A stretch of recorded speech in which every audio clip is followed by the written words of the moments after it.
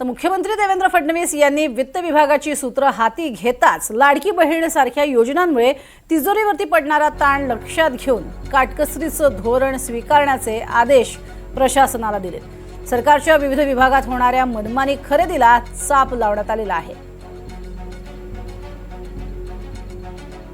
महाराष्ट्रातील 3.5 शक्तिपीठांना जोडणाऱ्या शक्तिपीठ महामार्गाला कोल्हापूर जिल्ह्यातनं प्रचंड विरोध झाला आणि या विरोधात उभ्या राहिलेल्या आंदोलनानंतर महामार्गाच्या आराखड्यात बदल करण्यात आलाय।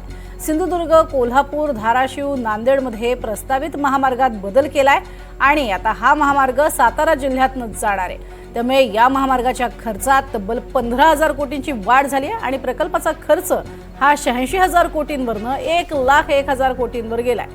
शक्तिपीठ महामार्गाला कोल्हापुरात झालेला विरोध लक्षात घेऊन 2024च्या विधानसभा निवडणुकीच्या तोंडावर राज्य सरकारनं महामार्ग प्रकल्पाच्या आखणीमध्ये बदल केला आणि तसा बदल करू असं आश्वासनही दिलेलं होतं।